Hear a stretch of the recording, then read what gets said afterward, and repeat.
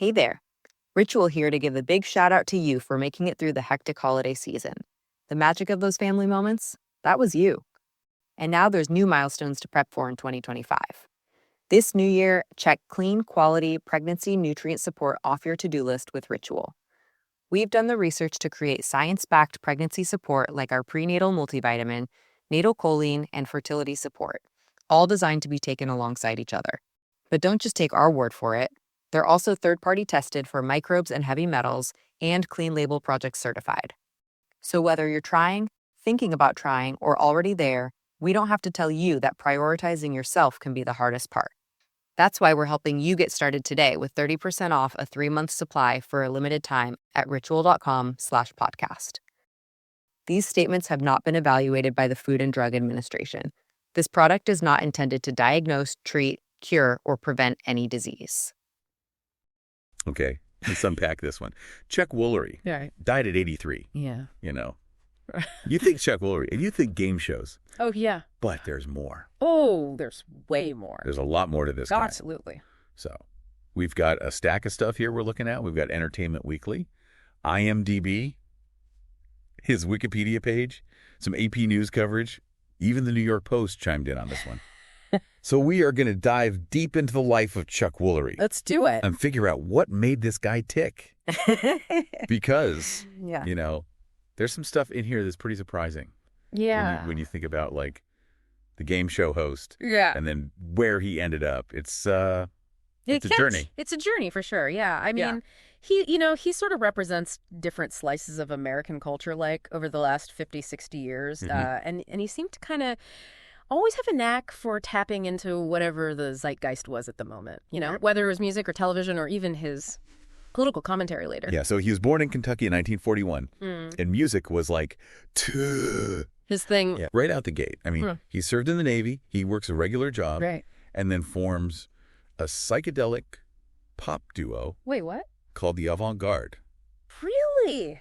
This is like a movie. I did not know this about him. This is crazy, right? It's funny because you look at his career and you're like, oh, yeah, Wheel of Fortune and Love Connection, and that's kind of it. And there's so much more. This is so interesting. And they weren't just like messing around.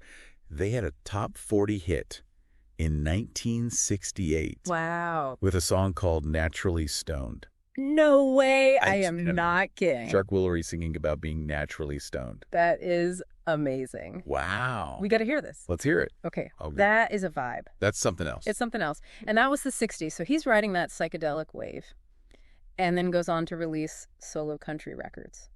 Talk about range. That's incredible. But television came calling right out. Yeah, like this is what's so interesting to me about him is that transition from music to television. He starts off with a children's show called New Zoo Review. Oh, yeah. Which ran for like 5 years in the 70s. You know, so like from psychedelic pop to entertaining kids, like he clearly knew how to connect with an audience. Yeah, he had that something special. Right. Like some people have it, some people don't. He had that IT factor. Yeah, the charisma. Whatever it was. The charm. Yeah, he had it. And then, you know, the game show era. Okay.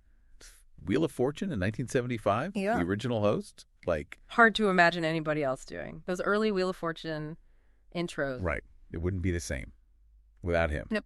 So he really set the tone for that show. He did. And even though he moved on in 81, it's like, that's his show. Right. Right. But then a couple years later, bam, Love Connection. Oh, yeah. Hits the airwaves. And that catchphrase. We'll be back in 2 and 2. I mean, that is just so 80s. So 80s. Perfect. Love Connection was, it was a phenomena. It really was. It wasn't just a game show. It was part of the culture. Yeah. Cultural touch. And he was the face of that show. Absolutely. For over a decade. From 83 to 94. Yeah. And then, you know, ends up in the American TV Game Show Hall of Fame in 2007. Of course. So yeah. It's like, right. That's his thing, right? Right.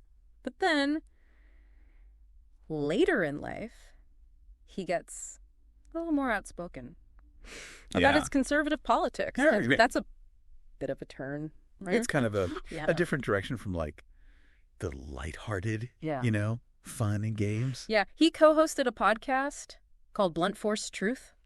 Yeah, I've heard of this. Where he wasn't shy about sharing his opinions. And it sparked a lot of debate, especially his views on COVID. Right. I mean, Yeah. That was it made you think about, Yeah. how celebrities navigate their personal beliefs. Right. When they're in the public eye, because, do they stay in their lane? Yeah. Or, That's do they this is what they're thinking. say what's on their mind and risk? The blowback. Was that part of his appeal? Like, was that why people liked him? I mean, it must have been for some people, right? Because he seemed to lean into being provocative. Yeah. But it's got to alienate some of his fan base, too. It probably did. Yeah. It's a tough line to walk, right? It's a tough line to walk. It's a balancing act for sure. It is. Yeah. I mean, he was not afraid to, risk alienating people to stay true to his beliefs. Yeah, and it wasn't. All he has sunshine and roses in his personal life either. He was married 4 times. Wow. Had 5 children. Yeah. And tragically lost his son, Chad, in a motorcycle accident back in 1986. Oh, that's awful. Yeah. So. Yeah. Must have been hard to, navigate that while being in the public eye. Right.